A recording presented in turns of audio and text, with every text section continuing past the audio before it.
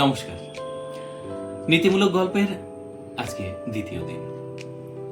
আজকের গল্প কৃপণের সম্পদ। এক কৃপণ অনেক টাকা সঞ্চয় করেছিল, পাছে চোর ডাকাতে সব সম্পদ লুট করে নিয়ে যায় সেই চিন্তায় সে সবসময় অস্থির হয়ে থাকত। রাতে নিশ্চিন্ত মনে ঘুমোতেও পারত না। চুরি যাবার ভয় থাকবে না, অথচ সব সম্পদ গচ্ছিত থাকবে, এমন একটা বিহিত না করলেই নয়। তাই কৃপণ অনেক ভেবেচিন্তে একটা উপায় বের করল। একদিন হাতের সব টাকা কড়ি নিয়ে সে একতাল সোনা কিনল।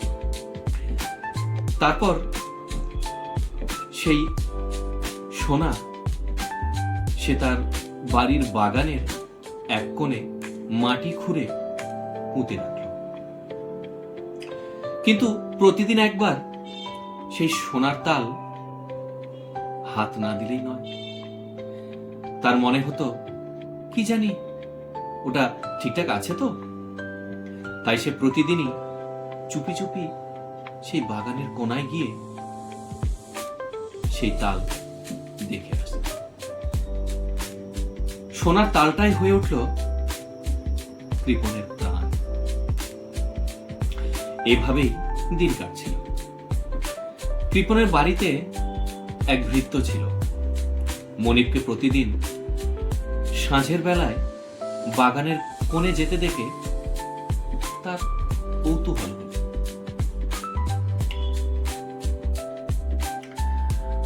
সে ভাবল, বিষয়টা জানতেই হবে। একদিন সে ভৃত্যটি আড়ালে লুকিয়ে কৃপণের কাণ্ড দেখে ফেলল।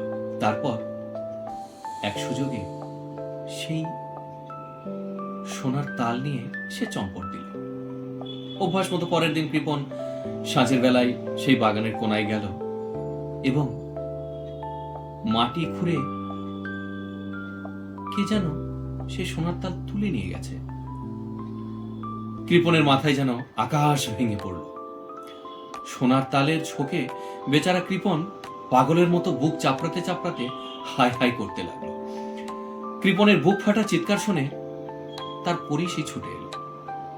সে এসে সব কথা শুনে কৃপণকে বলল, ভাই, তুমি অনর্থক শোক করছো।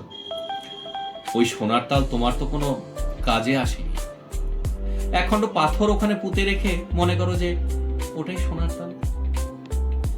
তোমার সোনার তালই মাটির তলে পোতা রয়েছে। কাজে যখন লাগবেই না, তখন সোনার তাল বা পাথরের টুকরো একই। আজকের নীতিবাক্য, প্রয়োজনে খরচ করার জন্যই ধন সম্পদ। নমস্কার।